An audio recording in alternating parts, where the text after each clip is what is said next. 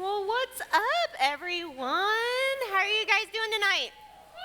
Good? Awesome. Well, as Drew said earlier, my name is Dina, for those of you that don't know me, and the wonderful picture you guys got to see, Drew, you're in trouble. I'm just going to tell you. No, but you guys, I'm excited to be here tonight as we continue to just learn more about the redemption and kindness that God shows us through the book of Ruth. And for those of you that missed last week, I want to do just a little bit of recap on what Drew talked about in chapter 1. And so in chapter 1, we hear of a man named Elimelech. And be glad your parents didn't name you that, boys. Elimelech? Anybody? That's like a good name, right? Yeah. But he had a wife named Naomi, and they had 2 sons. And there is a severe famine in the land where they are living in Judah. And so they have to pick up everything that they have, and they move to obviously where they can get food. And so they move to the country of Moab. But not too soon after they get there, Elimelech dies. And that leaves Naomi a widow. Now, being left a widow back in this time would have been extremely hard for Naomi because it meant that she no longer had a way to provide for herself because the husband would have been like the sole provider for the family. And so now that her husband has died, she would then have to rely on both of her sons to take care of her. Well, her 2 sons get married. One marries a woman named Orpah. Wonderful name again, right? And the other marries a woman named Ruth. And about 10 years later, both of her sons die. So now she's lost her husband, she's lost her 2 sons, and now this just leaves Naomi with her 2 daughters-in-law. And so now that her husband and her son are gone, she is probably feeling like just she's in this awful place because now she doesn't know how she's going to provide for herself or how she's going to provide for her daughters-in-law. So knowing that, right, Naomi tries to get Orpah and Ruth to go back and live with their parents because she wants them to be someplace where they can be safe and they can be provided for.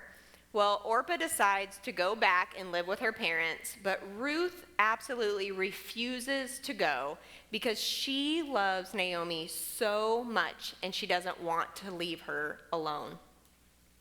And so Naomi decides that her only option is to take Ruth and return to Bethlehem in Judah to where Elimelech's family, where her husband's family is from, in the hopes that they will find someone to help them. And so Naomi leaves Moab a pretty bitter woman. And can we blame her, right? She lost her husband, she lost both of her sons, and she pretty much lost most of everything that she had, because that would have all been tied to her husband and her sons. And so she leaves very bitter. But then we also have this beautiful act of love and kindness that we see from Ruth because she doesn't let Naomi go alone to Bethlehem. Well, beginning in chapter 2, we get introduced to a wealthy, influential man named Boaz. And he's actually a relative of Naomi's husband, Elimelech. And when Naomi and Ruth left Moab, remember, they wouldn't have had anything, okay? They would have left with basically like the clothes on their back, probably few possessions, right? They would not have had much food.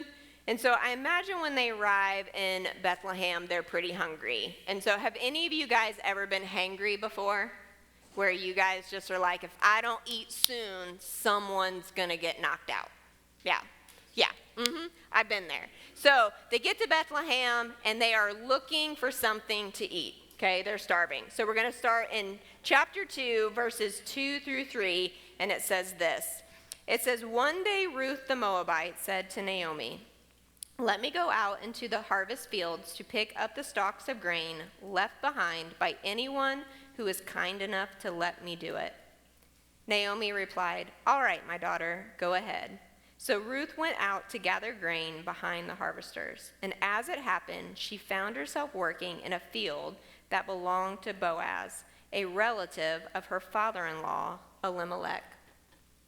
And so at this time in history, the landowners, okay, who had, when they were getting ready to harvest a crop, okay, they would allow the poor or the widowed people to come in behind the harvesters. So the harvesters would come, they would collect all the first fruits, so that was like the very best of the crop, and they would take that out, but they would leave just the rest of the stuff kind of laying on the ground, and that was kind of just a way that the widowers or the poor could come back through and they could kind of pick up. It was called gleaning back then. So like they would glean the fields for what was left over as a way to provide for themselves, okay? And so here we have Ruth. She's picking up the leftovers in the field, and Boaz shows up.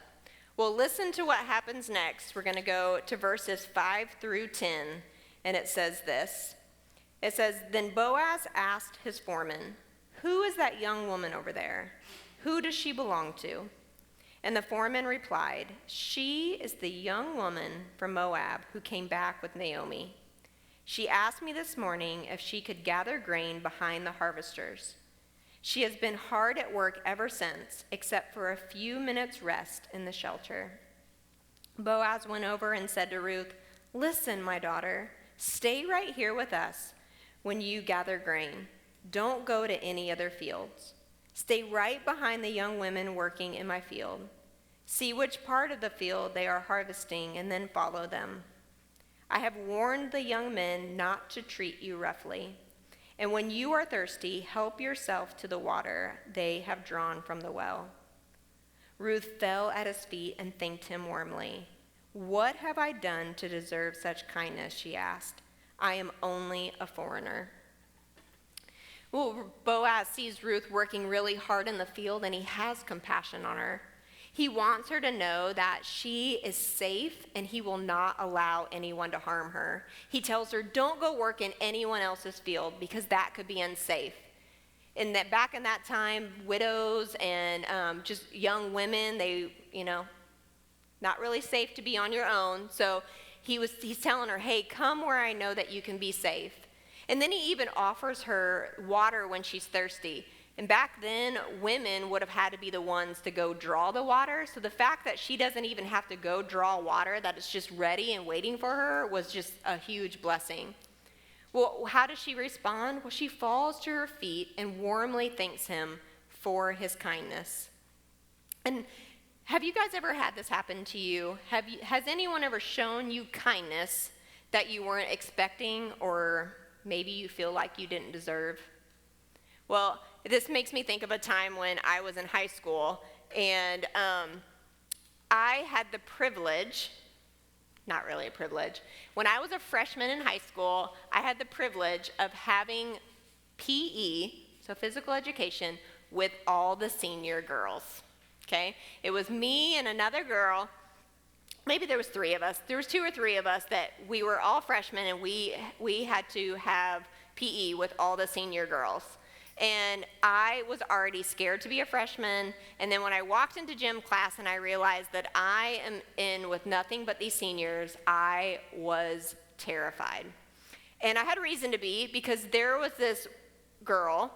Her name was Melissa. I'll never forget. I won't give you her last name because I don't want you to look her up on Facebook and be mean to her, okay, because we're talking about kindness here. But she picked on me constantly. For some reason, she just didn't like me, and she picked on me all the time. Like, she would hit me with her hockey stick when we were playing floor hockey, or like she'd throw the ball at me really hard in dodgeball. Sometimes she'd throw like basketballs at me. And I just remember like, oh my gosh, I can't believe I have to endure a whole year of this. Because yes, PE was a whole year when I was in high school. And so time goes on. I'm like, this is never going to end. She's never going to stop picking on me. Like, where can I hide? And then one day, graciously, Jenny Moore, I'll never forget her. She was such a wonderful person because she came to my aid. She must have really got tired of watching me getting picked on. And she came up one day and got right in Melissa's face. And she's like, if you do anything to her again, you're going to regret it. And I was just like, oh gosh, thank you so much. Like, I cannot believe that you are coming to my aid right now because I really need your help. and she stuck up for me for the rest of the year. That girl left me alone. I didn't have anything to worry about, but I was so grateful for Jenny Moore. And when I tell you, Jenny Moore was not this girl that was like, of course, my size. Jenny Moore could give the boys a run for their money. So the fact that this girl was like, she could have picked on anyone she wanted to, but she chose to come and just take care of me. And it was so awesome. Super grateful to her. You can look her up on Facebook and tell her thank you if you want to. Or Insta. I don't know if she's on Insta or not. But has this ever happened to you guys before? Have you ever had someone come and just come alongside you and just be super kind, even when you felt like you didn't deserve it? Maybe for you it was just like my story, like someone came and they stuck up for you when you didn't expect them to. Maybe for some of you, how many of you have turned 16 in this room? Raise your hand. Were any of you expecting a car when you turned 16? Just shout it out. Were you expecting a car? No. Yes, some of you, yes. Okay. How many of you got the car you didn't expect you were going to get? Yeah. Like, what a blessing, right? Like, you thought that you were going to turn 16 and you were going to be driving like your mom's station wagon, right? And then you got into the driveway. I drove my mom's station wagon. That's why I say that. But then, like, you come out and, like, there's a car waiting for you. Like, that's amazing. That's a huge gift, a huge blessing that you weren't really expecting, right? I bet you were blown away. Well, for some of you, this could also look like maybe you have a play or something that you're really interested in, and like no one in your family ever shows up to those things because it's not really their thing, but one day they actually show up for you. Doesn't it feel good when someone shows up for us? Like, I love that. I love it when I'm doing something and then someone's like, hey, I'll go with you. And you're like, cool, now I don't got to do that by myself, right? Maybe for some of you, it's just when someone speaks kindly to you when you expect them to be upset with you. I mean, how many times have you guys had a conversation with someone that maybe doesn't go well and they're like, oh man, they're really going to let me have it. And in return, they give you kindness instead. And they choose to just forgive you and move on. Like, that's great, right? Drew and I were talking, and he just used the expression that kindness is contagious, and it really is, because it's really almost impossible for someone to do something kind for us, and then our response is something angry or negative, right? And so when someone is kind to us, we respond out of like gentleness and gratitude. And I think that's great because this is the exact way that Boaz responds to Ruth's gratitude. Let's listen to what happens in verses 11 through 13. It says, yes, I know, Boaz replied, but I also know about everything you've done for your mother-in-law since the death of your husband. I have heard how you left your father and your mother and your own land to live here among complete strangers. May the Lord, the God of Israel, under whose wings you have come to take refuge, reward you fully for what you have done. I hope to continue to please you, sir, she replied. You have comforted me by speaking so kindly to me, even though I am not one of your workers. You see, Boaz learned about Ruth's kindness to her mother-in-law and realized that her intentions towards Naomi were good. And then what does he do? He asks the Lord to bless her and reward her for everything she's lost. Because remember, Ruth has lost her husband. She's had to leave the land that she knew. She left her family. Okay, she's lost a lot. And so Boaz wants her to actually take refuge, which means take shelter with him and allow him to provide for her and to keep her safe. And Ruth is so comforted by what he's offering and grateful for the kindness that Boaz is showing her. And so have you guys ever had someone that has just kind of taken you under your wing and taken care of you? Maybe even think back to like maybe when you were like in middle school or even when you were younger. Did you guys ever like play a sport and you weren't really very good at it, but like someone saw like, oh, hey, they could use some help, and they like came over and like helped you kind of get good at it? Yeah. And so maybe this could be like, for some of you, maybe you are in a class that you didn't expect to be in, or maybe didn't want to be in, but you're really kind of struggling with your grades. You really don't understand what you're doing, and someone has seen you kind of struggle in class, and they're like, oh, hey, I can help that person. Maybe you've been that person that's seen somebody struggling and was like, oh, hey, I can help them. Like, I know what I'm doing in statistics. Like, I get this, right? Hey, statistics is hard. I get it. But it's always helpful when we have people that come alongside us and kind of take us underneath their wing and help kind of provide for us and get us through something new or challenging or hard. And this is exactly what Boaz is doing for Ruth. He's kind of taken her under his wing, and he's going to help her through this really hard time. And so a little later, Boaz calls Ruth over, and it's dinner time, so he has made a meal for her. He's prepped a meal, and he wants to share it with her. And so she eats until she's completely satisfied, and then she even has some left over. So we kind of see this kindness of Boaz where he's starting to really begin to really provide abundantly for her. Well, she returns to work in the fields, but this time Boaz instructs his workers to actually leave some of the heads of barley for her. So whereas before she's walking through the field and she's only just kind of picking up the leftovers, now he's telling them, hey, go actually take the barley and leave it on the ground for her, so for her to be able to pick up. So he's taken what was just leftovers and he's given her now the first fruits, so like the very best of the crop for her to have.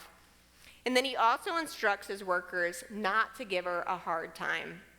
And like I said before, this was a big thing back then. Like a lot of widows and just young women were kind of harassed in the fields. And so he's telling her, hey, don't go work anywhere else. I'm going to take care of you.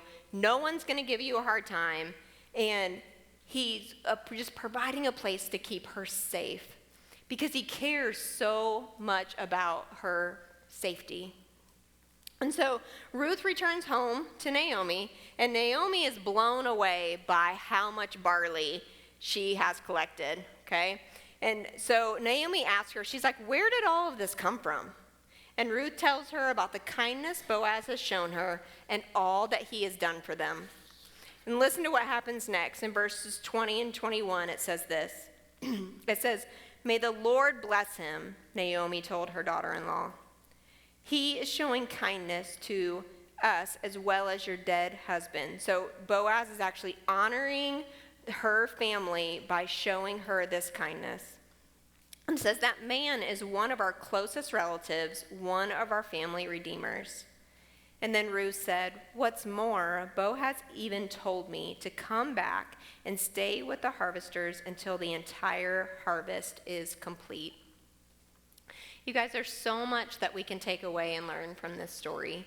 And first, Ruth left everything she knew, okay? She left her family, she left her country, she left the place where she felt the most safe.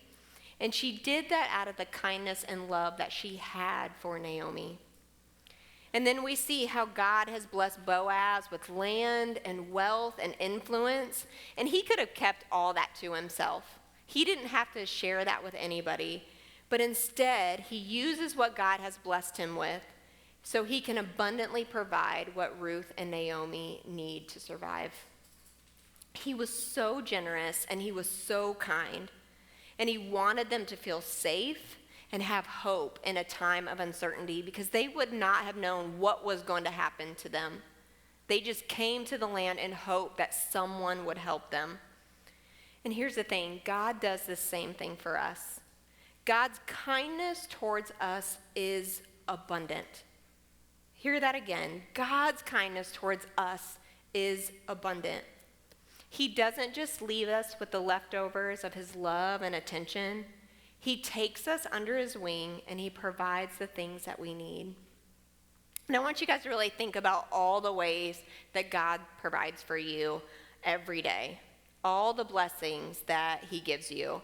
If you have a place to live, even regardless of what it looks like, whether it's 1 bedroom, 2 bedroom, 5 bedrooms, whatever it is, like if you have a place to live, you guys, that's a huge blessing. If you have food in your house, and maybe it's not your favorite snacks or all the drinks that you like, but you have food in your house, like that's a blessing. If you get to pick your own clothes, peeps, that's a blessing, right? But let's think even bigger than that. So think about all the things you have. Like some of you have cars. Not everybody has that. I know adults that don't have cars. So the fact that you guys have a car is pretty awesome, right? How many of you in this room have a cell phone? Raise your hand. Yeah, I don't know now anyone in this room that doesn't have a cell phone. That's a huge blessing. Did your parents have to do that for you? I mean, some of you probably bought your phone on your own at this point, but your parents probably bought your first one, and most of you probably had one by the time you were in middle school, right? Think about how big of a blessing that is.